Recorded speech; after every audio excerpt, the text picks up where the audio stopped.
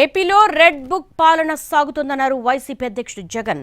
పోలీసుల సమక్షంలోని సీతారాంపురంలో సుబ్బారాయుడి హత్య జరిగిందని ఆరోపించారు జగన్. సీతారాంపురం ఘటనపై హైకోర్టు, సుప్రీంకోర్టు వరకు వెళతామన్నారు.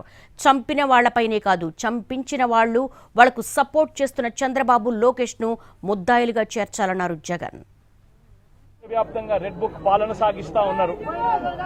రెడ్ బుక్ పాలనలో చంద్రబాబు నాయుడు ఆయన కొడుకు రాష్ట్రంలో రెడ్ బుక్ పాలన వాళ్ళు తెరిచి కక్ష సాధింపు చర్యలు వాళ్ళు చేస్తా ఉంటే నియోజకవర్గ స్థాయిలో ఎమ్మెల్యేలు, మండల స్థాయిలో మండల నాయకులు, గ్రామ స్థాయిలో గ్రామ నాయకులు వీళ్ళందరూ కూడా రెడ్ బుక్లు వాళ్ళు తెరిచేసి వ్యవస్థలను భ్రష్టుపట్టిస్తూ పోలీసులను నిస్తేదం చేస్తూ పోలీసుల సమక్షంలోనే ఏ రకంగా లా అండ్ ఆర్డర్ ను నాశనం చేస్తా ఉన్న పరిస్థితి.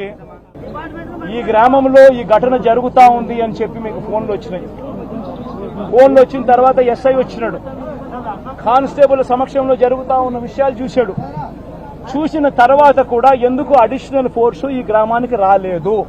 ఎస్ఐ సమక్షంలోనే ఏకంగా మారణకాండ చేస్తూ మనుషులను చంపేసే స్థాయిలోకి చంపేసిన తర్వాత కత్తులతో ఇలా నరికి ఇంకా పలువురిని గాయపరిచిన తర్వాత కూడా ఎందుకు వాళ్ళందరూ కూడా ఈ కార్యక్రమం చేసి మళ్ళీ గ్రామం వెళ్ళిపోయేదాకా వాళ్ళని ఎందుకు పట్టుకునే కార్యక్రమం చేసేదానికోసం కూడా ఎందుకు పోలీసులు రాలేదు? ఎవరు ప్రోద్బలం ఉంది? ఎవరు ఈ పోలీసులను ఆడిస్తా ఉన్నారు?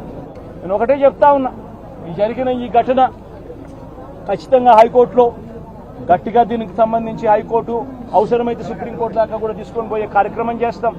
ఈ గ్రామంలో వీళ్ళందరికీ రక్షణ కాదు, ఏజెంట్లుగా కూర్చున్న వీళ్ళందరికీ కూడా రక్షణ లేదు అని భయపడే పరిస్థితి నుంచి రక్షణ ఖచ్చితంగా పోలీసులు కల్పించాలి అని చెప్పి కోర్టుల ద్వారా ఉత్తర్వులు తీసుకొని వచ్చి ఖచ్చితంగా ఈ గ్రామంలో పికెట్ ఏర్పాటు అయ్యేట్టుగా ఖచ్చితంగా చేసి ఖచ్చితంగా వీళ్ళని కాపాడుకునే కార్యక్రమం ఖచ్చితంగా జరగాలి.